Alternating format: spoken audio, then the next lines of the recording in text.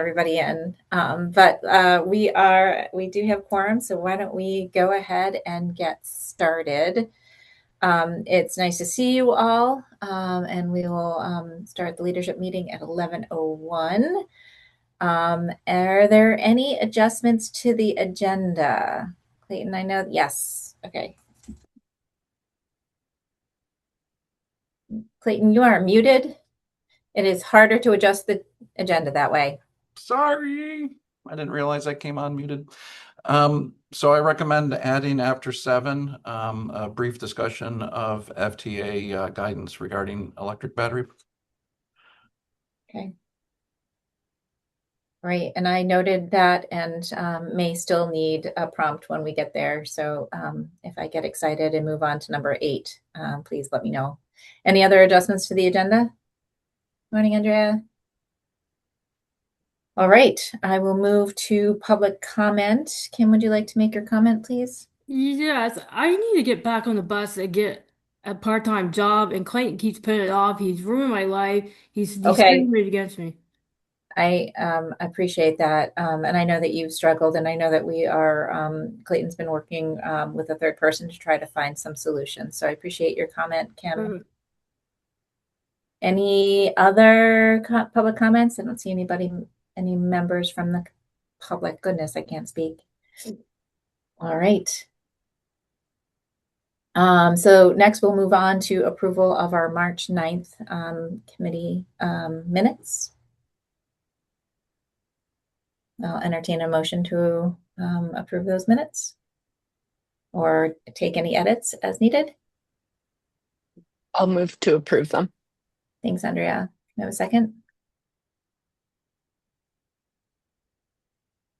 I'll second. Thank you, Susan. Do we have any further discussion? All those in favor, please say aye. Aye. Aye. Any opposed? All right, the minutes are approved. And so our next item of on our agenda is the state grant application preview. Okay. And forgive me, I've got multiple screens and phone to try to get all the materials together. So I'm not texting, I'm just looking at other screens. Go for it, Clayton. And so next week, we'll be asking the full board to approve our state grant application. And so we're going to do a quick preview for you in advance. And I believe Nick will be starting us off.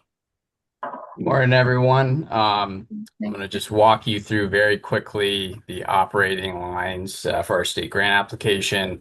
Matt will jump through quickly the capital lines. So just as a reminder, this is our annual request of E-Trans for both state and federally supported operating funds. These grants, make up a critical share of our operating budget and are essential to funding everything from, operations to capital. So starting at the top, with the state operating funding, in FY26, we were awarded $2.2 million. We're requesting 2.3 in FY27, so that's a $100,000 increase. However, our current 27 budget that was approved was built on level funding of 2.2 million. So the increase just reflects ongoing cost pressures, but it's important to note that as our local match starts to tighten, looking ahead, we'll definitely need additional non-federal revenue sources to support any future increases in federal funding. Moving down below that to our federal flex funding, these are our primary operating support sources flowing through B-Trans. So for the first one, preventative maintenance, we're requesting an increase to about 2.38 million to better align, with the actual maintenance spending that we've been seeing. For CMAQ funding, which stands for Congestion Mitigation Air Quality, it's funding we use to fund the operating costs of certain routes that meet that qualification.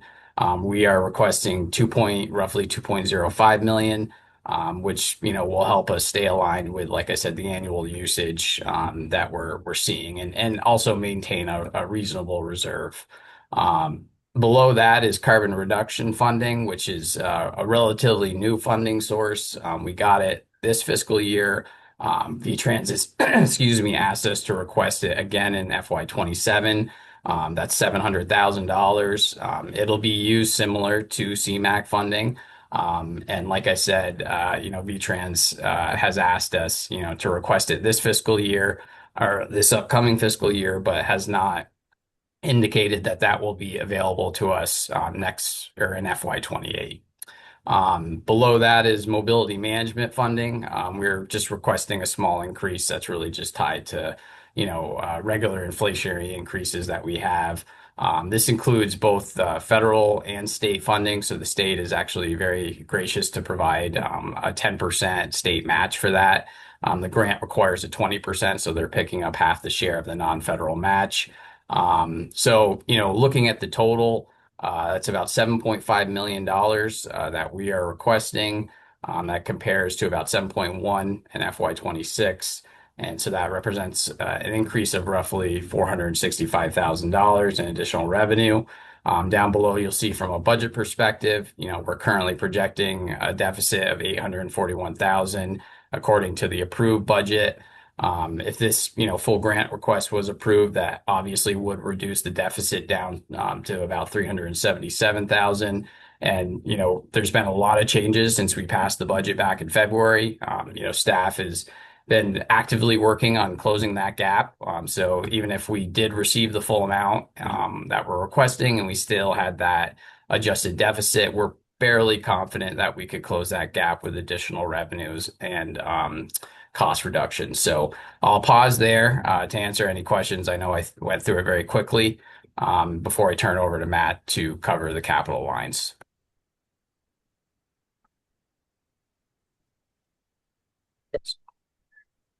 Go ahead. Does anybody have any questions? Looks like Susan does. I have one quick Okay. question. Go for it. Thank you for that overview. So can you remind me, when do we hear back on these applications?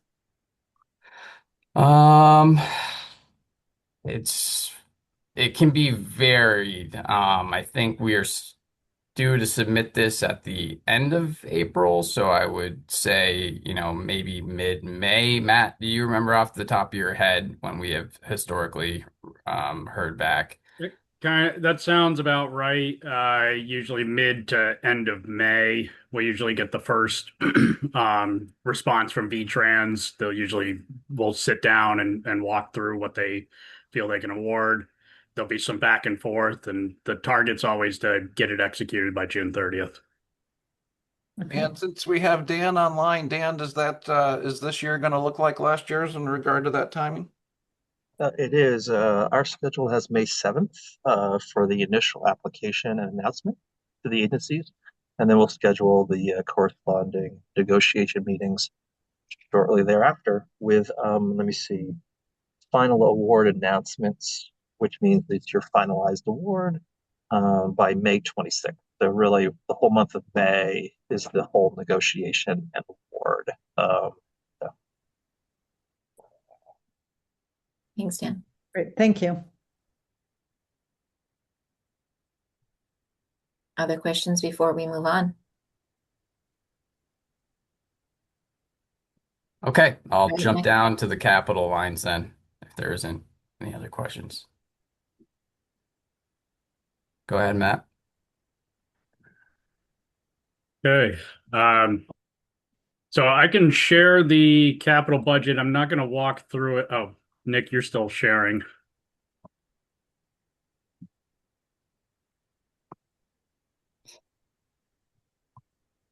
Matt, I thought this was the version. Do you have an adjusted one that you want to pull up instead? Well, I'm still just seeing your notes. If you have the capital budget up, then that works as well. Oh, okay, my bad. Let me see if I can pull that up.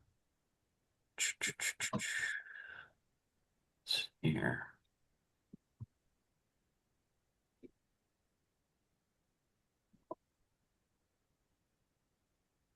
Does that everyone see that now? Yep. Okay. Sorry about that. No problem. So just to give a high-level overview of this, for the vehicle request, we are going to be carrying over the 6 35-foot electric buses that are on order from FY26. On this budget, you'll see the next round of 7 electric buses as well as associated infrastructure. I guess I'll just say this will be related to the agenda item that Clayton added at the end, but that's not likely to be reflected in our final application. We're also requesting state match for 6 propane cutaways for ADA, matching direct federal grant award to GMT, as well as state match for 3 gas vehicles. That's 1 Ford Transit and 2 non-ADA SUVs. So the total state match from those 2 items is $72,450. We're programming the direct federal from our direct federal awards from the 5339 applications. We also have a 5310 vehicle request that's going to be for 1 10-passenger cutaway for SSTA, as well as 1 Ford Transit for the SSTA O&D program. Total request there, $226,000 federal, $28,250 state. Non-vehicle capital, the majority of that is coming from those direct federal awards that I mentioned earlier. But we are also requesting $691,994 in pass-through federal capital. That does include some carry forward, primarily the charging infrastructure and the fire suppression projects from this current fiscal year. We're requesting $204,922 in state match to match the direct federal competitive application awards, as well as some other direct federal, such as AVA, ITS infrastructure for our buses. And so at on the bottom line, you'll see local capital match totals of $186,000. That's being programmed from the FY27 operating budget. And we have $69,345 in local capital match being carried forward from FY26. And we're adding $193,870 from the local capital match fund balance. Those numbers differ a bit from the figure that it's in small print, but you can see it kind of down towards the bottom there. There was in what was sent out of the finance committee, I was missing one of the carry forward projects. That was the ABA ITS, the voice enunciators on the buses that I mentioned earlier. So that's a very high level overview. Are there any questions about the capital request? I think you partly just answered my question, but this went to Finance Committee already. It did. Okay. Paul, do you have any comments or summaries or thoughts? Well, I mean, it was presented very similarly. We just heard it here, and the Finance Committee had a couple of questions, but no serious concerns. Okay, thanks. Oh, no, there was discussion about the 3 diesel buses at Finance Committee. Those are not in our FY27 grant application request, but VTrans has made a commitment of the state matching funds of $156,600 in FY28. Okay. I just want to apologize. My understanding is I had my notes up the entire time. So I'm going to jump up here. This is what I meant to talk to you about instead of just reading to you. So if you want me to go through it again, I'm happy to, or answer any of the lines. So I apologize for that. I thought your notes looked great. Did you? I wish someone would have spoke up. But that's why I need to always confirm that you can see what I have up there. But these are like I mentioned, the lines that we will be requesting. It is very much easier than the rural. There's far fewer of them, but I'll put that up there just for a second in case anybody has any questions. Nick, I recommend you use that process in future presentations. Thanks, Paul. I I think it worked just fine either way. And I'll confess that I'm on my laptop screen. I can't read any of this. So the description of what you were saying was enough for me. Any other questions about the capital budget request, proposed request?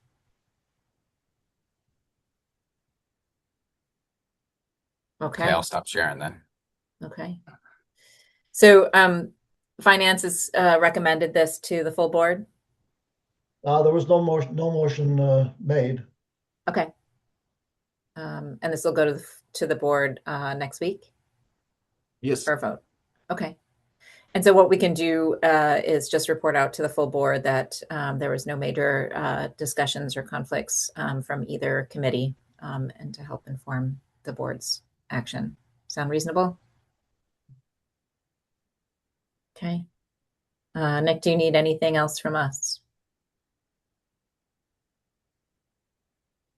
I don't You could think just, so. yeah. You have to work so hard to find your unmute just to go, no. All right, so I appreciate all the work that's gone into that and look forward to successfully submitting our grant. We're having that conversation next week. We're going to move on to item number 6, which are a couple items that came up. We were excited to start our service committee a couple weeks ago, the very beginning. Was this last week? 2 weeks ago. And just try to get a sense of who we are and what we do in that committee. And we had a couple questions come up, which we wanted to send here for a little bit further discussion. As we were discussing the service committee charter, one of the things we talked about, and Clayton, feel free to chime in at any time. One of the things we talked about is, do we look at all the details that affect our riders and on time performance and all of those kinds of things? Do we also talk about finances when we're thinking about all those things? It was kind of an interesting discussion, but we wanted to bring it here and get a sense of what folks thought about that. And Clayton, did you want to add any more texture to that?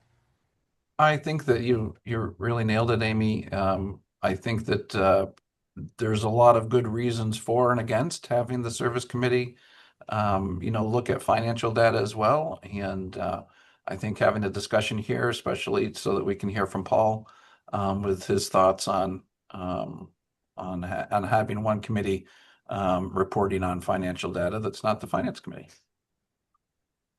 Can you give me an example of how financial data might be useful for the services committee?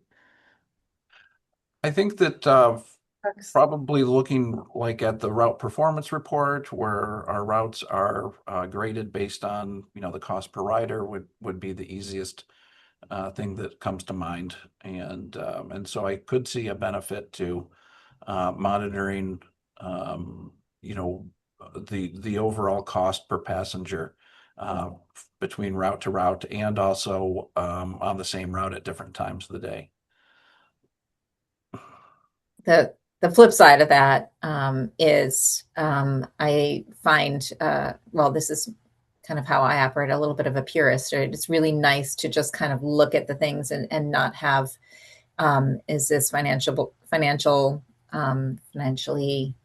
sustainable, be part of the conversation, right? Are we meeting the desired goals of the people who need to move and so on and so forth? So I could see very clearly both parts of the discussion and wanted to get your points of view. I think it makes some sense that the service committee will be looking at items that may have a financial impact on the organization. But I would think it's at the point where staff and that committee think that what they're talking about, what they're recommending will have a financial impact. I think at that point they could just throw it back to the finance committee, and then then that could be considered and say, here's what we think as a finance committee makes some sense.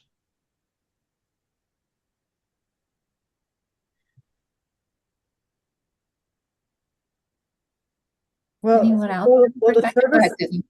Will the service committee be considering things like route changes and maybe other changes in performance? Like, will they be considering those things in relationship to the cost of the service? I guess I'm not quite sure. So as we had originally put the charter together, the actual planning of route changes would not be going through the service committee. And so I think the answer there is, as initially we're thinking about it, the service committee would not be necessarily where we would be, sitting down and talking about specific route changes. I think that this is more, the way I envision the service committee is more in alignment with sort of our quality, programs where we're looking to, measure effectiveness and measure the rider experience, and less about coming up with a new particular route. And I don't know if Chris, Jamie, or Jimmy want to kind of put their perspective out there, since they're the sort of the lead folks on that committee.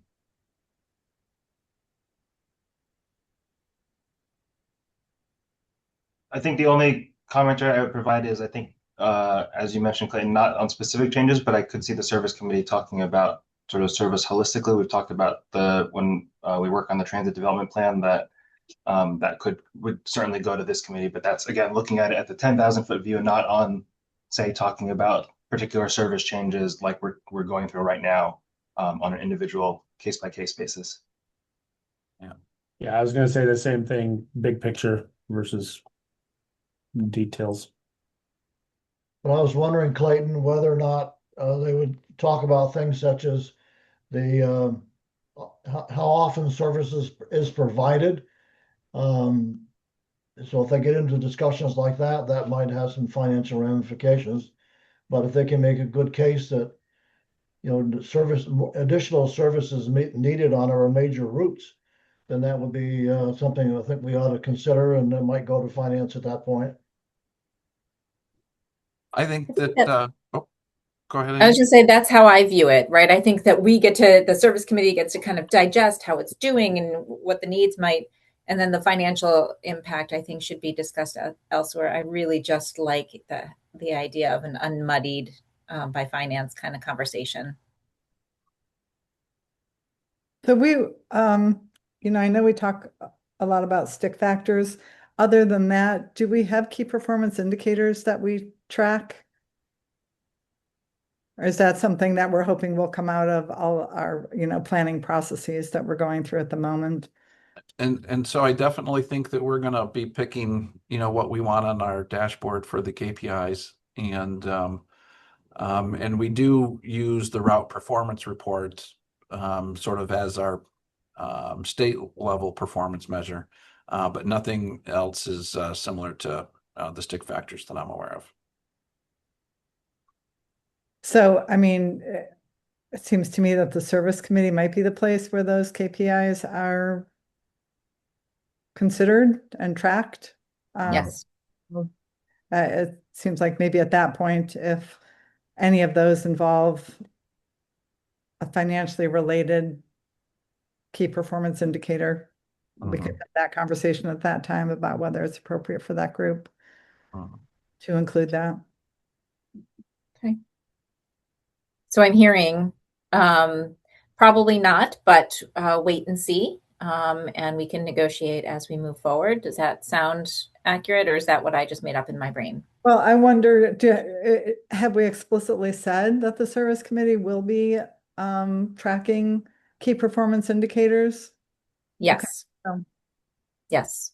That's where we are in the process, kind of working through what those KPIs will be and so on and so forth. So yes, but wanted to kind of flesh out this financial conversation a little bit, but I'm hearing no urgency to make sure that financial impact is evaluated along with service evaluation.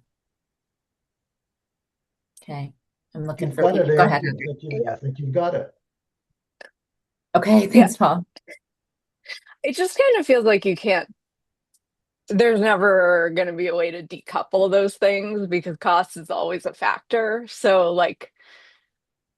it's even if even if the service committee is not sort of primarily focusing on finance, it seems like there's not a universe where it's not going to come up frequently. So Yeah. just like it seems like keeping the flexibility to take financial factors into account when sort of like having those conversations without maybe having the purview of like making financial decisions. It may be the Seems kind like of thing where if something is building and the service committee has a need, the next step would be to evaluate it from a financial perspective before bringing something to the full board for discussion and approval. So, I would think at that time, as that need arose, we would figure out how to get that work done. I think we're also going to have a great example at number 7 of how we're probably also going to split this into having the finance committee look at some aspects of an issue and the service committee look at other aspects of it. Okay. The other, I'm going to slightly move on, but the other piece of what we want to talk about from the service committee charter was how do we continue to focus or include conversations on transit technology? And that's something that Susan's been wonderful about bringing back up. So if you wanted to imagine what transit technology might be, the simplest example is how a bus might move along Shelburne Road if it had, what is the term for it? Like advanced signal technology. I'm going to make something up. Am I anywhere close to what that's called? Transit signal priority. See, I was so close. You were very close. So that was an example. And the question is just how might we incorporate that into our conversation so we don't lose sight of those opportunities and open to ideas. Yeah, Dan. What an interesting conversation. This morning I was talking about 60-foot articulated buses and bus rapid transit lines, and just something else for that new committee to perhaps incorporate into your conversations. Would GMT ever be in a position to want that type of equipment and that type of facility on the roadway? I don't know what you need in the charter, but VTrans is definitely thinking about it for our complete streets, multimodal, configurations within our state highways. And so, yeah, just wanted to throw it out there that I'm glad this committee is going to be having those conversations about what the future state might be for GMT. I feel like it might be a lot for this committee to take on. That's such a big category, and I think there's so much new learning that is required for so many of us to put that on the plate of the service committee. It might seem like a lot. I just wonder if it makes sense. And I know we're all worried about overloading folks, but to have a committee that is really thinking about the different types of transit technology improvements, learning about them and identifying which ones might be more applicable or interesting for GMT to have on their radar. I'm not sure, but I just wanted to put it out there. There's certainly a lot of different things that could be considered in this category. It makes me think, Clayton's been talking about providing some just general training, interesting things that are helpful for board and staff to know, and perhaps that might be a future concept. Some of the things that are on the horizon that are potential solutions, and I also think that as a service committee in particular, as we're talking about this, as they are looking at situations, right? It might be nice to, as we're looking at potential solutions, to have a list of, potential solutions to ask. Hey, does this help in any way? Does this help in any way? And to make sure that we're not losing sight of some of those technologies as potential solutions. I don't know. I'd like to ask for Chris, Jamie, and Jimmy's thoughts on whether they think that having bus and transit technology as part of service committee makes sense from their perspective, or having it on a different, committee. I personally think it makes sense to be on the service committee. I would say the rider experience planning and ops teams are the three teams that would be working through those types of technologies together. And I think part of the cohesion of these three departments, like internally, we're already talking about these things as a group. So I think it makes sense to bring it to this committee.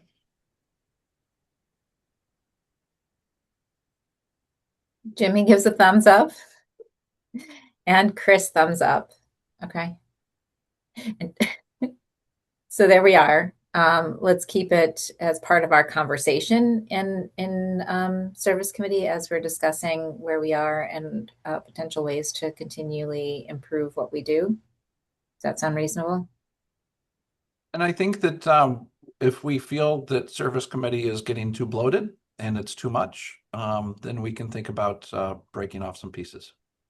Okay. We have flexibility. Yes. Okay. I'm going to move us on to unless there's further conversation on these two pieces. Okay, continue to be flexible as we develop the service committee, which is fair. Let's talk about the monthly fare cap. And I don't have a great background for this to introduce it, so I'll let Clayton. Yep. And so folks may recall that in January we did a deep dive with some of our fare data, and that really gave us some insight that we hadn't had before, and how our fare system is used and who's using our system. And one of the things that we came out of that meeting was an intention to look at ways we could restructure our fare system. And one of the things that I would like us to consider is the potential of retaining our daily fare cap. And so that's the cap that means that after 2 rides, whether you're discount or full price rider, the remaining rides of the day are free. That we would retain that, but potentially eliminate the monthly fare cap. And so I think, especially considering the discussion that we just had, one of the things that I would recommend is that we sort of split this, and that we would send this to the finance committee to look at the financial implications of doing so. And then we have the service committee examine who would be impacted if we went in this direction. What I really wanted to get here was an initial impression from the leadership folks. If this was something that they were like, hey, I don't even want us to, move forward and thinking about this until maybe leadership weighs in, or my hope is that we could go and study this, and then probably not by the May leadership committee, but by June, be able to bring back what we learned in finance and service, and then have a recommendation for whether that's something that we would want to consider as we consider adjustments to our fare plan. Thoughts, questions?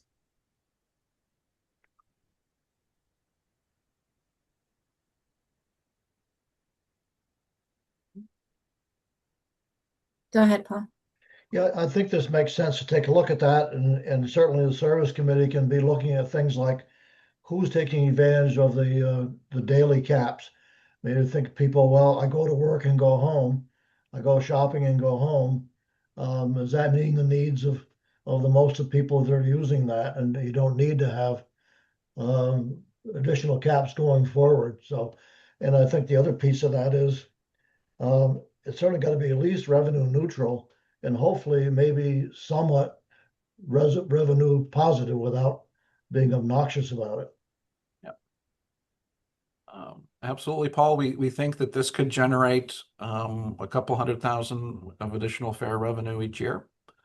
But of course, that has to come from somebody. And so I think having the service committee taking a look at who it would be coming from makes sense. Clayton, could I make one recommendation? Absolutely. I think one thing that would be really helpful is having the service committee look at it first, because I think one of the things that I think my team will be looking at is, by looking at the who is using the service and the different caps, but also what the, say, elasticity of a ridership might change to with implementing this, and that would then impact the revenue. So I would just make a recommendation that the service takes a look at it first, and then it goes to finance, and staff can work with the finance department on those financial calculations. That makes absolute sense to me. And the timing of our meetings is such that the service committee will meet first on the first Thursday in May. I'm guessing that we're going to need maybe more than a week, though, to digest that. And so maybe finance will take a look at this at their June meeting. And then that would still, that would keep us from having to, that would keep us from looking at this at the June leadership meeting. But I think that that's fine. We have a lot on our plates, and we don't necessarily need to rush this discussion. Other perspectives? Go ahead, Andrea. Yeah, I mean, I think I would sort of be very curious to hear, from the rider perspective, who we think this is going to impact. I know we've also talked about it as possibly just raising that monthly cap threshold. And so I think as far as sort of understanding what our range of options are here, I think it would be helpful to have sort of like a menu of possible options. I think like dropping something that I came onto the board after after a lot of the conversations about how to structure equitable fare systems happened, but just from the perspective of making sure that, if you're opting to ride the bus, and if you're evaluating that as an alternative to driving or an alternative to asking friends for rides, like just kind of not sure where I got a little lost in that statement. But I think I want to sort of make sure that we're fully evaluating those sort of questions around equity here, in addition to what it could raise. That reminds me that we have an equity evaluation kind of questionnaire that was developed a few years ago that we might want to pull up and dust off and reintroduce, especially to the service committee, but to all our committees, so that we can kind of run through these scenarios with that in mind. So thank you for bringing that up. Go ahead, Jamie. Yeah, I just wanted to add, from the rider perspective, I agree that there is conversation about the impact. I will also say, from a communication standpoint, this is one of the most challenging pieces of our fare system for our staff and our riders to understand. Every single person who uses our system is capping at a different, their start date is different than the next person. And like, there's not a lot of consistency. And from a staff perspective, this is a huge source of conflict when it comes to, why did a rider account go in the negative, or why, it's a really difficult piece to communicate.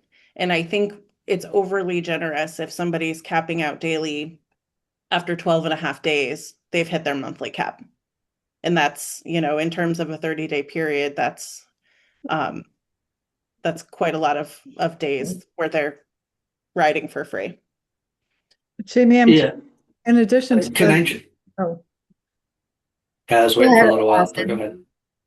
Yeah, I was wondering about this not long ago, where I mean, part of the reason for the monthly cap was to try to incentivize ridership and help ridership numbers, sick factors, et cetera. And if the person does hit their cap early in the month, they're incentivized because every ride after that is free. Weighing that with the difficulty of having all these different caps out there, I was wondering if, what's old is new again, if we should think about just a daily cap and then a monthly subscription that would allow for folks to, because then also we can get just a better customer service interface and more interaction with people and get that same benefit of saying, if you are on a monthly subscription with us, like for, an all access pass or whatever we want to call it, then you are effectively, after this many days riding free the rest of the month. Some people won't use that full subscription, but they'll buy into it, and some people will use it all, but it will net out. But it means that it's easier for staff to communicate caps because they'll just focus on daily or subscription. We'll get some extra cash to the door. It's a good way to also get people who don't ride the bus that often but want to support it to just buy into it. And then, yeah, I just think there's a lot of benefits. And we used to have, obviously, the ridership, cards that people would buy in physical locations. This could just be a similar version and push that instead of a monthly cap. Thanks, Austin. I saw Jamie nodding her head. I want Susan's question, and then I want to toss this to the committees that are going to dive in a little bit deeper. Yeah, I just had a question, Jamie, about you were talking about the kind of confusion of communicating the caps. Is there also an administrative burden to managing the monthly caps? Yeah, and that's part of it. I think a lot of the conflict that happens at the kiosk at the downtown transit center is related to people not understanding the time period in which their account is capping. And it's really difficult to communicate, like it's not like the first of the month to the end of the month. It starts from the first day you ever used your account and it counts 30 days and then it resets and counts. So it's not even a full month in some cases. And so it's just really confusing. And when I asked recently for some feedback from our transit center customer service reps, what was challenging about their jobs, they both pointed to the monthly fare capping as a huge issue for them. So great. Any further discussion? Lots of great conversation in just the 5 minutes that we've been discussing it. So we'll kick it to service and finance, which is just a great example of how we can talk about the who and the how, and then have finance talk about the impact, and then we can kind of digest that as a board or here at leadership. So good example of that. Clayton, do you need anything else for this conversation? No? Okay. So we are going to move to item 7A, which is the FTC updates, updates, I mean. Yep.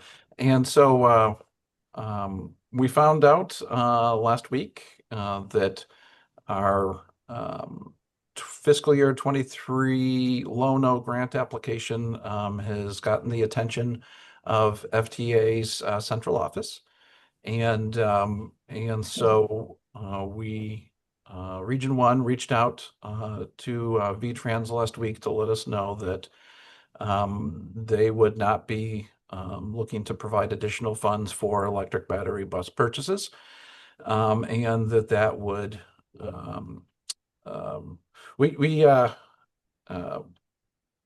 I wasn't going to correct the FTC, and I'm glad that we don't have to deal with FTC issues here as well.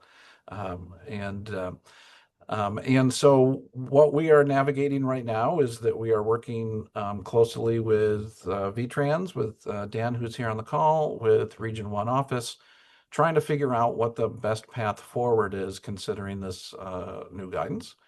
One of the things that this will most likely result in is a move towards hybrid buses.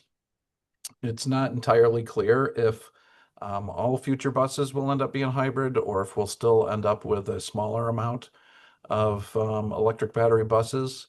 One of the reasons why we may still get some electric battery buses is that the state of Vermont still has approximately $2 million in VW settlement funds. And those funds are very restricted in how they can be used. And one of the ways that they can be used is the battery buses. And so so there's the potential that that 2 million would be used to pay for those for 2 electric battery buses outright. Really, I just wanted to let you all know that this is happening. We don't have a clear pathway forward on what things are going to be, how things will peter out. I do want to say that I think that John, Matt, and Nick and Connor have been very responsive. This has the potential to impact not just bus orders, but our future infrastructure. We had thought originally that it may not impact future infrastructure, but now there's some question about that as well. And so just wanted to let the leadership group know that we have a lot of uncertainty with some very high cost items that are coming through. And we'll let you know as we know more.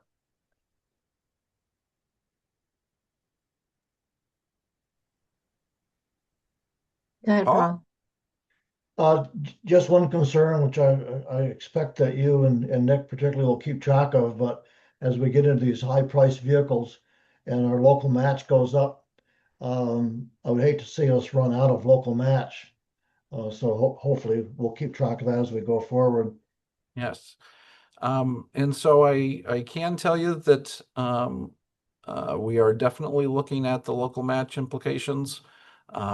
I also am heartened to say that VTrans has indicated that they're going to try to make this as budget neutral for GMT as possible. And so I hope that they're going to be in a position to be able to do that, so that to limit the impact on our local funds.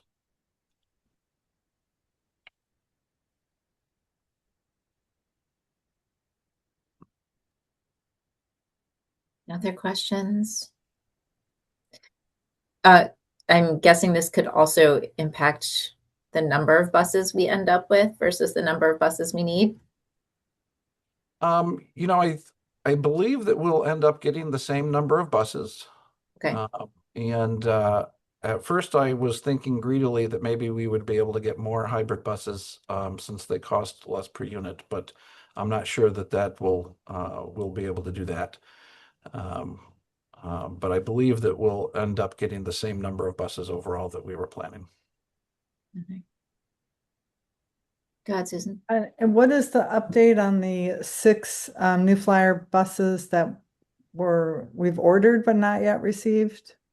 Yep, and so we have talked with New Flyer. They have indicated that we can, even though we're already past the deadline where we're supposed to make change orders, that they will accept a change to hybrid. We don't know if there will be a financial penalty for that change yet.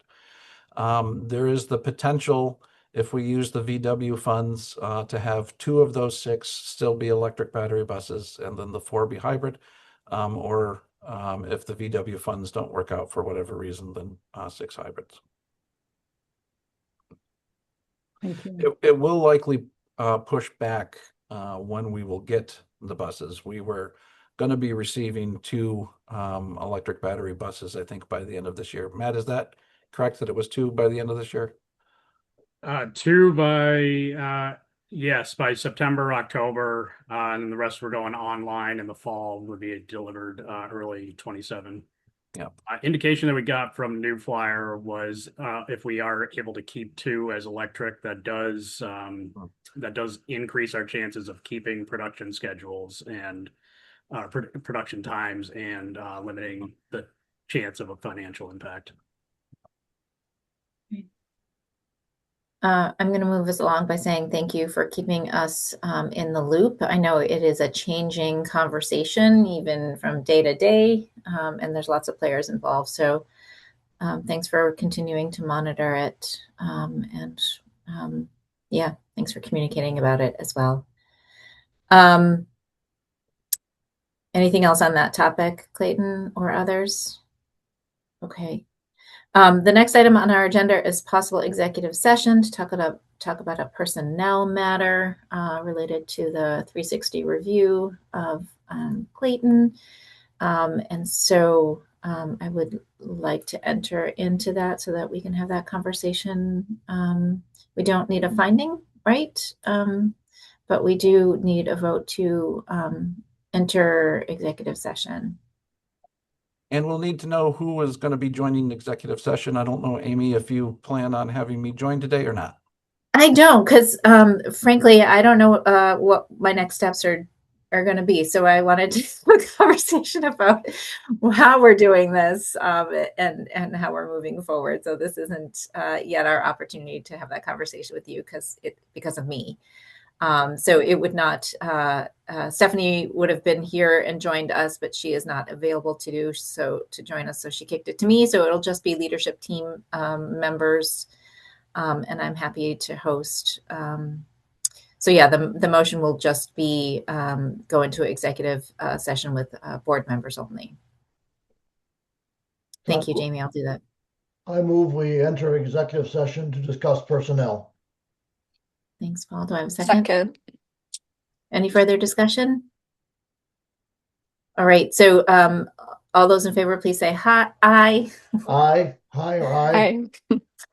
Such a me waving and hi came out of my mouth. So we are going to enter executive session. So when we come back, we will only have quick commissioner comments and adjourn. So unlikely we will need anybody to return when executive session is over. So I will say thank you to all of you for being here. And we have exited executive session with no action taken. Are there any further commissioner comments? I will entertain a motion to adjourn. So moved. I'll second. Thanks. Thank you all. I will reach out to schedule maybe an extra leadership team meeting in the next few weeks to dig further. Thank you all for your thoughtfulness and have a great day. Amy. Thank you, Amy. Take care. Bye. Bye.